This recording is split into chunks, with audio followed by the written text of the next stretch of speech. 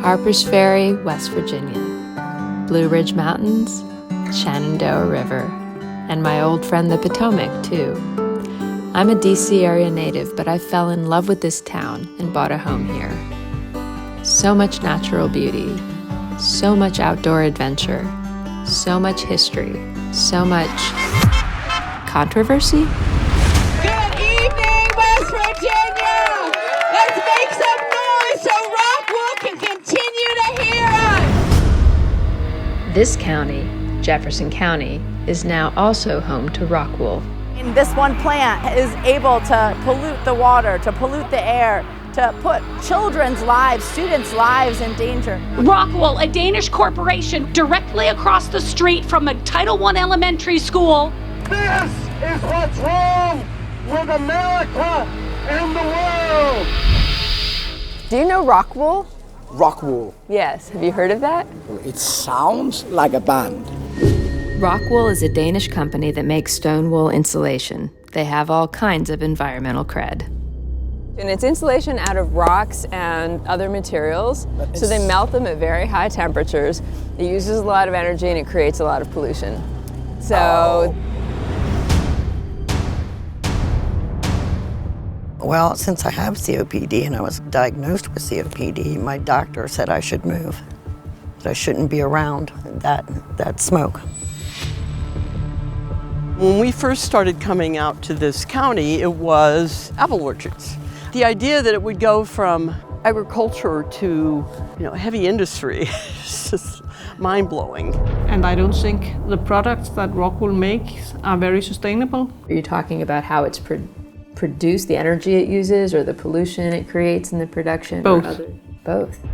So why is a so-called green company from a green country spewing toxic chemicals at West Virginia residents, including children, and into this treasured environment? Why is our government helping that company and not us? Shame on you, Joe Manchin. You did nothing. And why do I feel like I've been down this road before? This is a look at the explosion that changed rail safety in our area. It happened not far from where we live. Now neighbors want to know if this could happen next to the U.S. Capitol. It takes an army, a very dedicated army, to research this. From protest to hearings, neighbors in Southeast DC say they are trying everything they can to get answers about the Virginia Avenue rail tunnel. Maureen Cohen-Harrington is suing the DC Department of Transportation to stop the planned construction zone in her front yard. I understand why CSX is so secretive, but we expect our government to represent us. We expect our government to be providing answers.